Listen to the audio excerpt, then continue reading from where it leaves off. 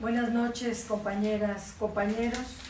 Yo quisiera de manera muy breve referirme a un texto muy importante publicado en la revista Anexos del doctor Gerardo Esquivel, subgobernador del Banco de México.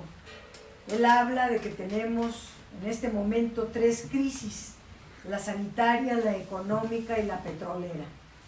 Y en efecto, la crisis sanitaria que está en proceso, por un lado no hay vacuna y por el otro tiene un alto índice de letalidad, y mientras sigamos con esas dos características, la única solución que puede mitigar la pandemia es el distanciamiento social.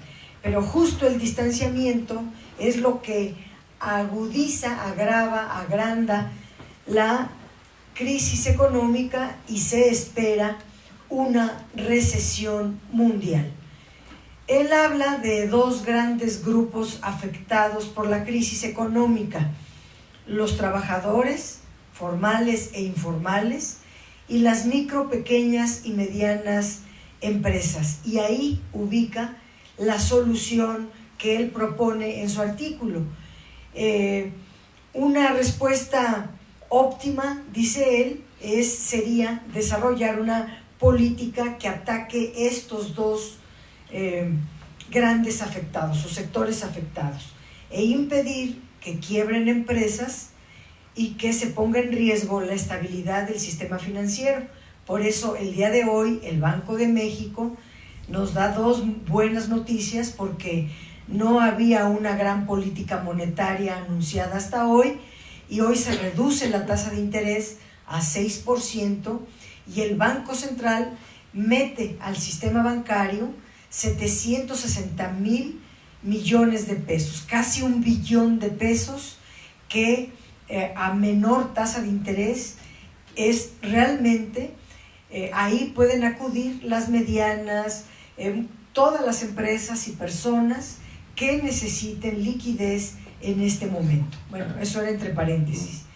Vuelvo al artículo. Él dice que no se trata de hacer ningún rescate de empresas, que ha habido experiencias muy negativas en el pasado porque se socializan las pérdidas, pero se privatizan las ganancias, y que esto ya no debe repetirse.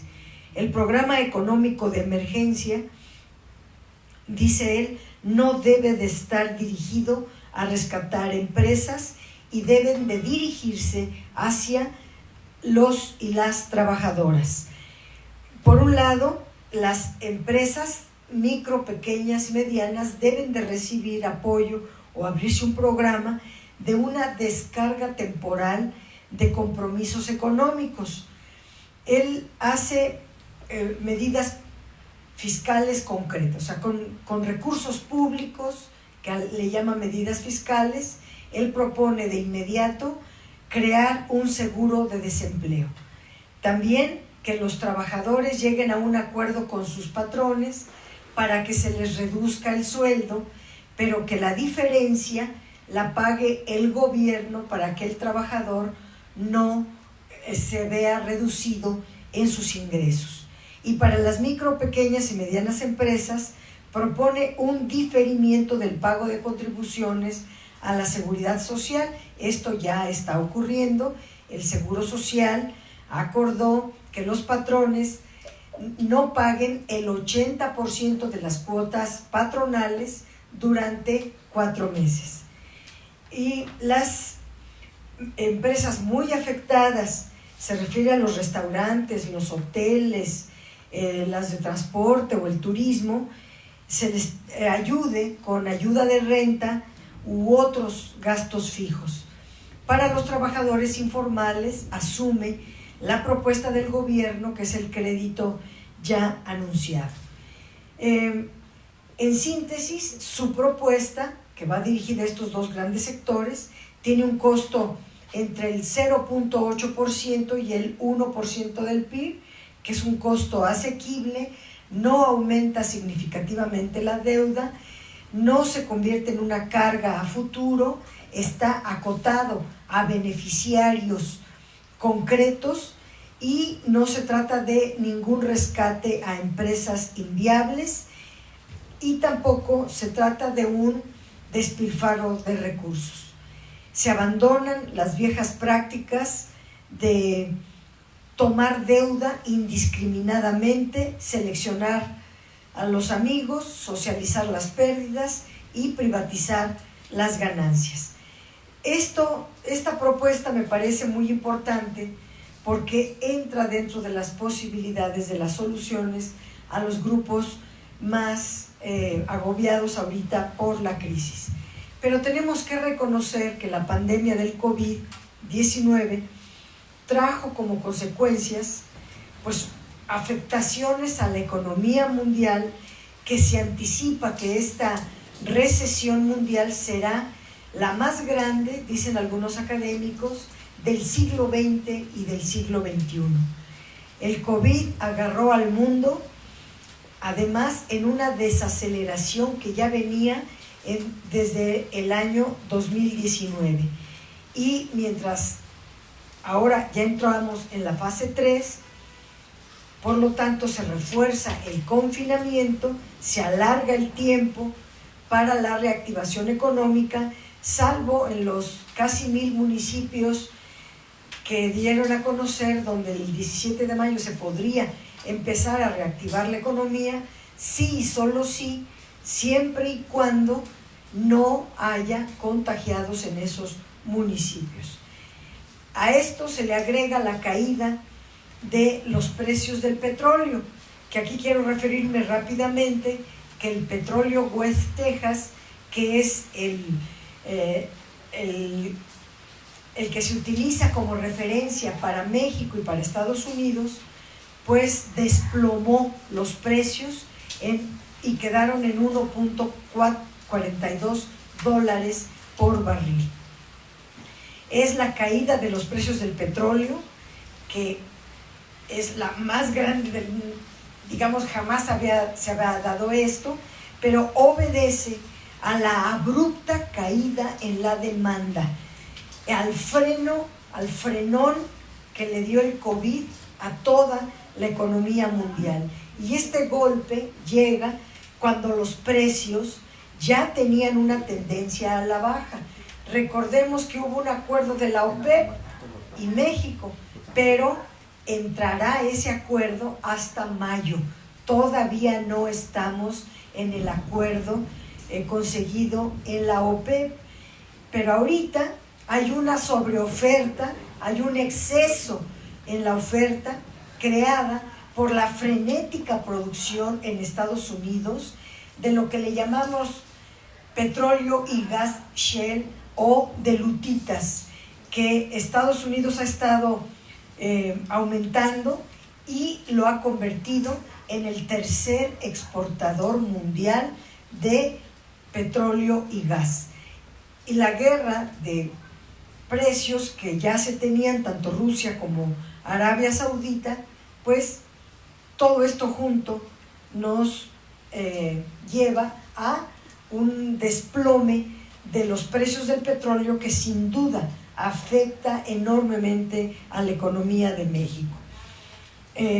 Bueno, el presidente se refirió hoy a eso y él decía que desde ayer 800,000 barriles del petróleo que produce México, del 1.7 millones diarios de barriles que produce, los metieron a la refinación, a nuestras 6 refinerías, y que a partir de mayo será 1 millón de barriles producidos en México que se estén refinando en nuestro país, y con ello bajar la importación de gasolinas, y eso va a ayudar a atemperar la crisis. Y a esto se le agrega la baja calificación que las calificadoras internacionales aplicaron a la deuda soberana de México y a la deuda de Pemex. Y ahí quiero detenerme un poquito. Ya sabemos, porque estas calificadoras, y déjenme decirlo muy claramente, son ideológicas y actuaron por consigna, con un sesgo político, al reducirle la calificación a la deuda soberana de México y a Pemex. En días recientes, la calidad crediticia de México y de Pemex fue reducida por las calificadoras. Es un capítulo, o el más reciente, de una embestida que comenzó desde que López Obrador ganó la elección presidencial. Durante la administración de Peña Nieto, solo por referirme a la administración, a un gobierno, las agencias otorgaron altos grados de calificación y altas perspectivas, o sea, perspectivas positivas a la deuda del gobierno y a la de Pemex. Y apenas si reaccionaban cuando había altibajos económicos o petroleros, porque siempre dijeron las calificadoras, se iba por el camino correcto. Para las calificadoras, obviamente, ¿a qué se referían? Pues a las reformas estructurales de Peña Nieto, en particular a la reforma energética y en particular a la privatización de la renta petrolera. Premiaron a Enrique Peña Nieto, a sus rondas petroleras, a la venta de activos de Pemex a precio de chatarra, a los contratos amarrados a las garantías gubernamentales, a los sobreprecios que le pusieron a la infraestructura petrolera, gasera y eléctrica, en fin. A las calificadoras no les importó el ambiente de corrupción desenfrenada, lo único que les importó fueron los negocios y darle mayor ganancia a quienes ellas representan. Ellas representan a los dueños del capital.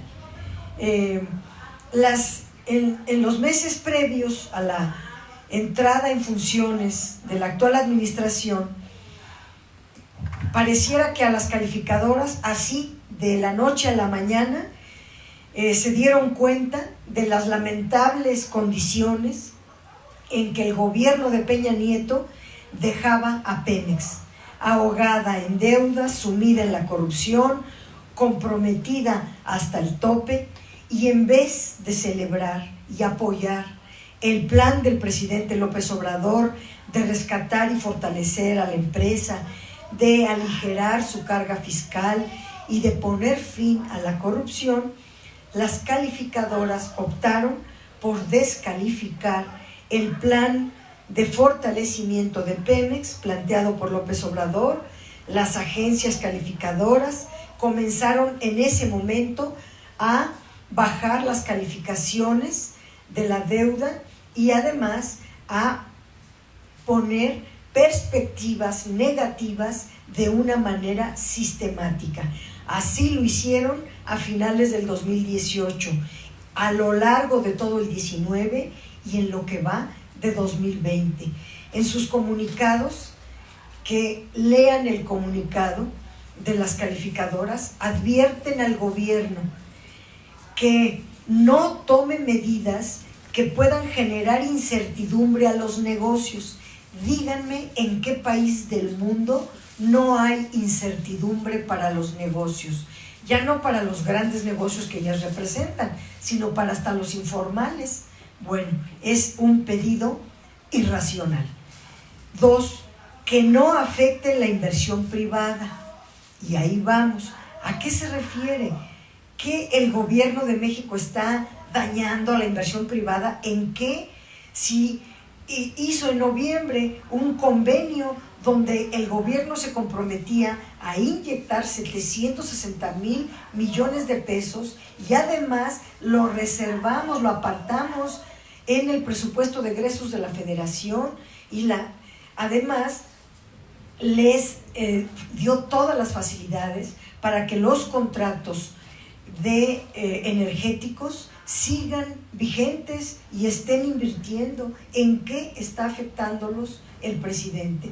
No ha hecho ninguna reforma fiscal, no ha hecho nada. ¿A qué se refieren las calificadoras?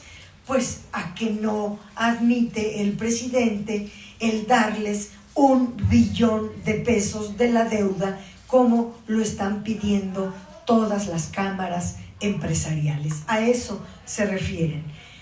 3, que no desequilibre las finanzas públicas. De repente yo pensé, pues que no contrate deuda. No, pero dice con mayores compromisos de gasto. Que no desequilibre las finanzas públicas con mayores compromisos de gasto. Nunca habíamos tenido finanzas públicas equilibradas, hasta con superávit se estuvo teniendo todavía hasta antes de la pandemia. Entonces, las calificadoras amenazan que si hiciera estas 3 cosas, bajarían las notas crediticias, y las bajaron. Las calificadoras pretenden obligar al presidente a gobernar para los inversionistas, pero el presidente es un presidente del pueblo, gobierna para todos, no solo para un puñado de inversionistas. Las calificadoras no aceptan el nuevo plan de negocios de Pemex, ni que se haga la refinería Dos Bocas, ni que se rehabiliten las 6 refinerías como ya se hizo, y han reprobado los ajustes a los órganos reguladores del sector energético, porque nada más estaban dedicados a achicar a Pemex. Le llaman medidas asimétricas, pero en cristiano quiere decir achicar a como dé lugar a Pemex, y si se puede, desaparecerla. Menos aún les gustó la suspensión de las rondas petroleras y de las subastas eléctricas, y esa es la razón de fondo que está detrás en la desaprobación de las calificadoras a la deuda y a la estrategia del presidente, que en materia energética yo la resumiría: una política de soberanía, de seguridad y de autosuficiencia energética para el país. La deuda soberana mantiene todavía el grado de inversión, pero la ponen en perspectiva negativa. Eso significa que en próximos meses habrá otra descalificación a la deuda. Pero el golpe más duro se lo dan a Pemex, al perder el grado de inversión y al caer sus bonos a la categoría de especulativa. Le llaman bonos basura, no lo son. Todavía ayer, todavía hoy, inversionistas siguieron demandando los bonos de Pemex, así que no son bonos basura.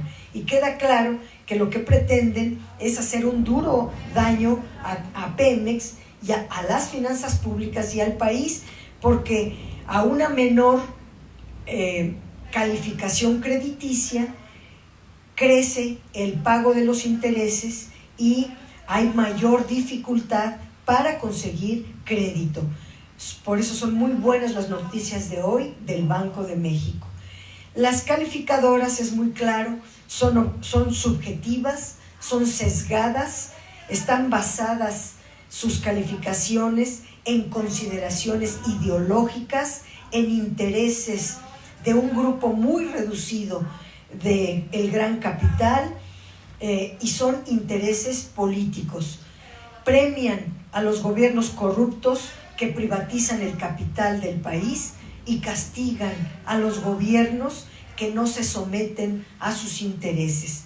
A nosotros, por fortuna, nos califica el pueblo, no las calificadoras. Ellas representan al gran capital. Muchas gracias.